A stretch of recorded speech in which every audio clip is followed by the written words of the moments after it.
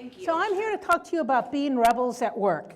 Now, kind of a different topic from a lot of the topics you've heard earlier, where people have been imagining the future. What I want to talk about is today, living today, how the heck do you actually make the future? And particularly, you know, it's kind of easy to make the future when you're on your own, you're intrapreneur and you're outside, but how do you make your organization have a different future when you're inside the organization and trying to advance a different point of view? So I was a heretic at work at CIA for 32 years. So given that definition, how many of you think of yourselves as rebels at work? You get a little sense of the crowd? Excellent. Now, why should you listen to me? All right, well, I already told you that pretty much the last 20 years of my agency career, I considered myself a heretic. Eventually, I found other people in the agency who held similar views, and we formed what I called the Rebel Alliance. And since I've left the agency, I've been speaking on this topic, and we actually have a website, Rebels at Work, with my colleague Lois Kelly, where we're trying to accumulate all the lessons learned about being an effective rebel at work so that people don't make all the mistakes I made in my career. But before we go to the details, let me share some truthiness with you, okay? There's a worldwide conspiracy for the preservation of mediocrity, and we are all unwitting members of that conspiracy. A second universal law is that there is nothing so weak as an idea whose time has not yet come. I've learned this over and over again in my career. Now, you will learn that timing is a very important part of being a successful rebel at work. Now, I didn't actually, join the agency discovering, realizing that I was a rebel at work, and I don't go to job interviews and tell people I'm a rebel at work. First time I actually knew that I was a rebel at work, it was about 20 years ago. I was at a conference. This woman from DuPont came to talk to me. She'd heard me talk about sort of my ideas about the vision of the agency, and she says, "Carmen, you are a heretic in your organization." And I stepped back, because no one had ever said that to me. And because you're a heretic, you are always going to be uncomfortable in your organization.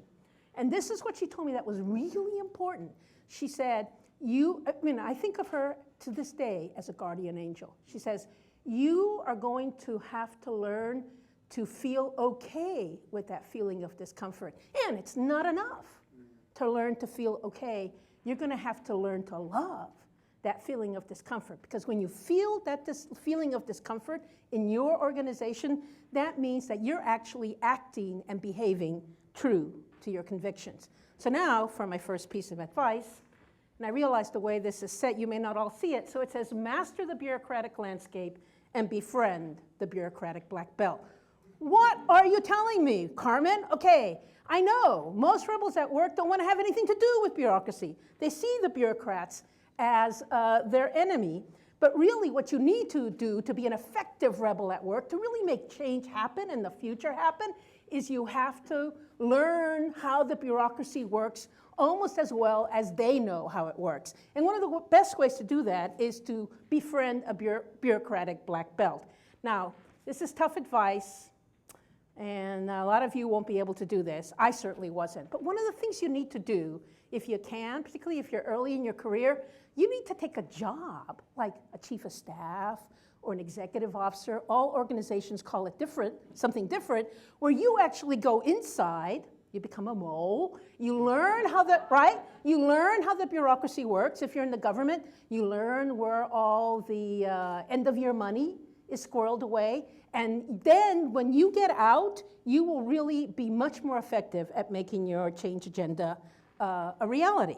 Now, the next one is don't do it by yourself. Find allies. The first time I spoke about this topic, after I retired from the agency, Philadelphia Chamber of Commerce businessman in the room says, "Boy, I really believe what you're saying. I'd like to pick out these rebels at work and help them, but how do I know if I'm picking a rebel or a troublemaker?" And I went, wow, what a good question. You know what a good question is? Something that makes you kind of think harder about what you believe. And ever since then, I've been thinking about what makes a good rebel or a bad rebel, and in fact, we have some material on that on rebels at work. But what I told him then, the only thing I could think of was, you know, a real rebel has followers.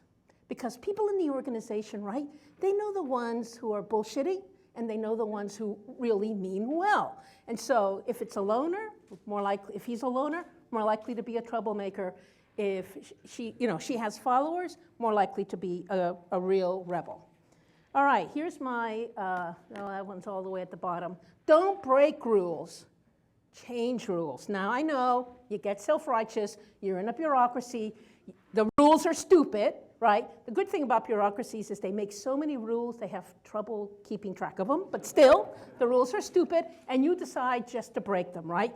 But I know from my time at the CIA that the bureaucracy will hunt you down if you break rules like that before you get a chance to accomplish anything special. So don't, you know, have an agenda, stand for something, don't just break rules. Which gets to my next point. Be for something, not just against the status quo. So let me tell you a secret that a lot of rebels at work don't understand. Many people love the status quo. You know, you think they support the status quo because they're stupid, right? But they actually support the status quo because they love it. What's a good example of that? Academics. Academics love the university system, and even though we all know that this system is ripe for a change, they continue to support it. My apologies to the academics in the room. So if you know, to deal with this, and the other thing about the people who love the status quo, they understand its faults, right? If you really love someone, you understand their faults, and they figured out how to make the status quo sing for them. So if you are going to be an effective change agent, you have to deal with the people who love the status quo at the emotional level. And your change idea has to come across like another man or another woman to them. You want to encourage them to have an affair with your idea, because that's the only way they're going to move away from that love for the status quo. I don't know, I have about 11 of these, and I think we're about halfway through.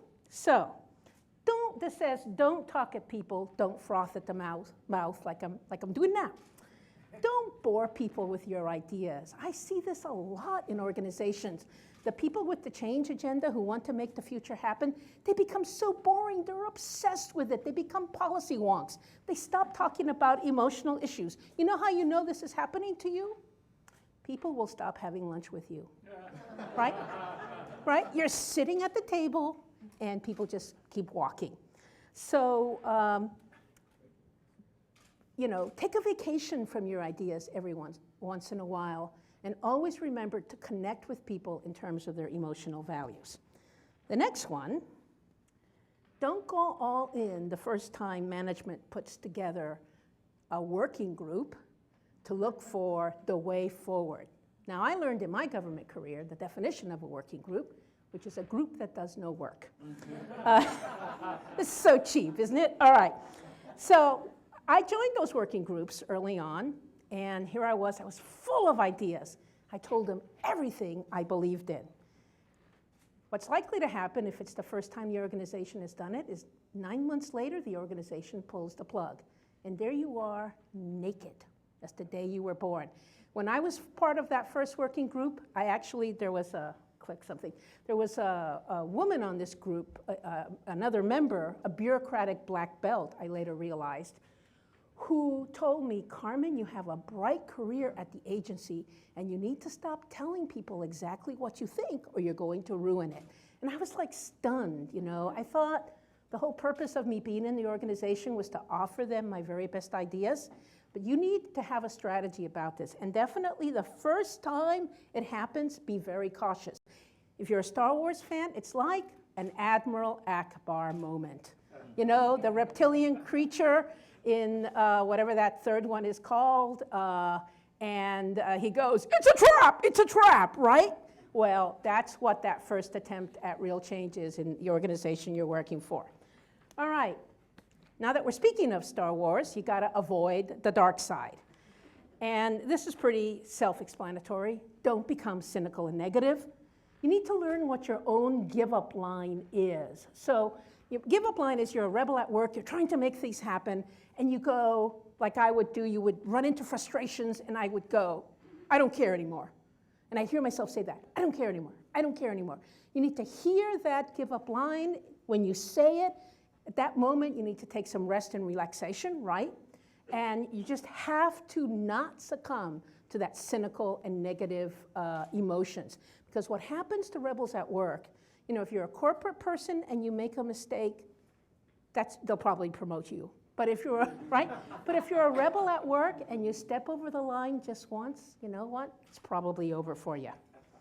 But the good thing is most successful rebels, oops, what did I do? Most successful rebels live through the cynical and negative period and get to the other side of it. And in fact, I think it's a necessary learning experience. All right, next one, avoid the Athena trap. Okay, possibly time for audience participation. Everybody knows who Athena is, right? Right, say it. Yes. No, say who Athena is, the goddess of wisdom. You guys are silly. Anyway, right, the goddess of wisdom. Okay, how many of you know how her origin myth? How was she born? Fully formed out of Zeus's head, in full armor, okay? Now, why do I think that's a trap, right? When you propose your idea for something new, the first thing the master bureaucratic black belt is going to ask you is, well, how will this exactly work on November 11th, 2015, when X, Y, and Z happen? And what are you going to do? If you're foolish, you're going to try to answer the question. But change cannot emerge fully formed on day one, right? Did the status quo arise fully formed on day one? One wonders? No, the status quo has accreted over time, right? Nobody presented us with a blueprint for the status quo, but if you're a change agent, that's what they expect of you, to be able to lay out everything. You must avoid that trap. You must answer that question by saying, how was the status quo formed? No great thing is created suddenly, no dumb thing either. Do things in the right order. All right. What I mean by that is that, you know, at one point in my agency career, I actually got to be higher up. I know it's strange and you don't believe it.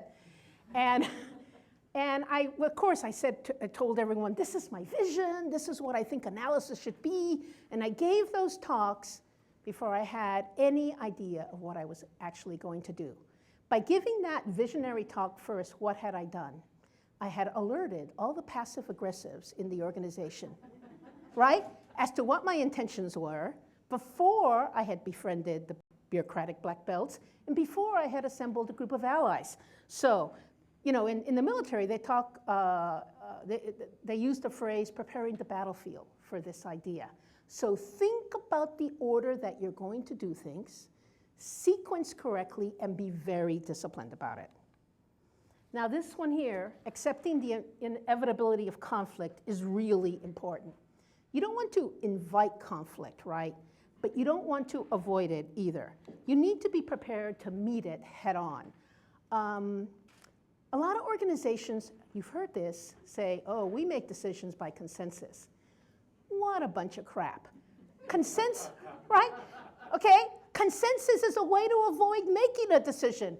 If you talk until everybody can agree to the lowest common denominator, what have you done? You've avoided making a decision. If your idea is important, it's going to engender conflict. And actually, the reverse is true. If it doesn't engender conflict, it's not important. And you have to be willing to calculate how you're going to handle what I would call crunchy meetings and meet conflict head on. Don't waste your opportunities. You're going to get a chance to give a talk. And I've been in situations where someone's proposing a change initiative, and they're not really prepared. They haven't done their homework. And in fact, they've organized their briefing in such a way as to avoid bringing up the question that they don't want to have to answer.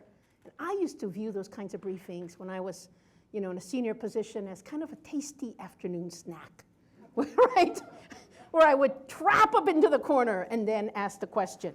So if you're a change agent, you're going to get an opportunity. Don't waste it. Do your homework. Understand how the bureaucracy works, and then work effectively. I have one last, I'm done. I have one last mistake I want to share with you.